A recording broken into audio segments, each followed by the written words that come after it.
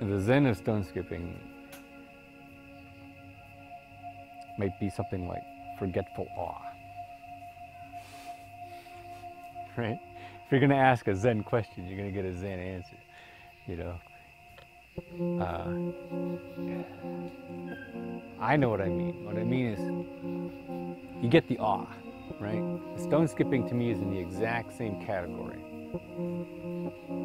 as watching a fire, watching clouds, looking at the stars or a shooting star, watching a sunset, right? That's the experience. It's the same experience.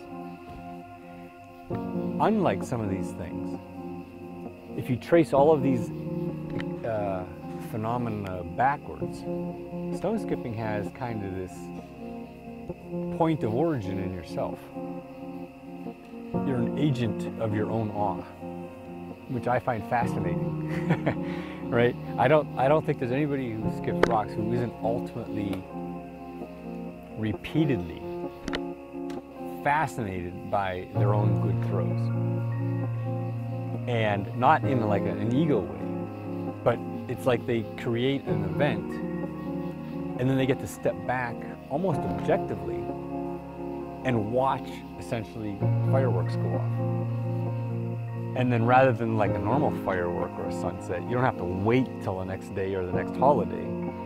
You get to launch another one and then step out. That's one aspect of it. Another aspect of it, why I say forgetful,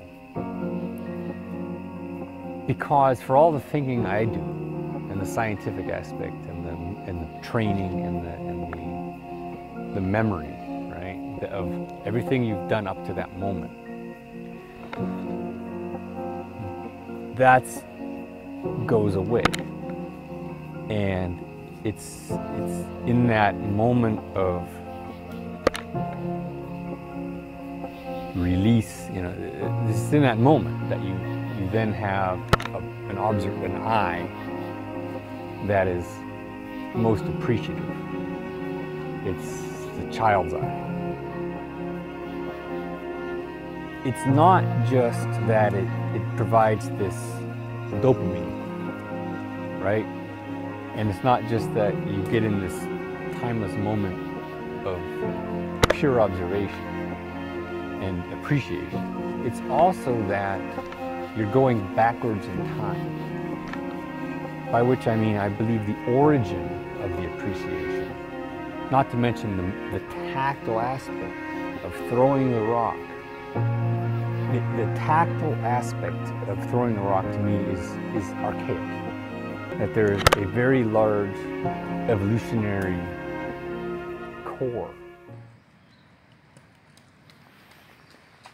to the body and mind experience that's going on with stone skipping. It's mentally healthy, and not just in the sense that it's a good release or whatever. It's that it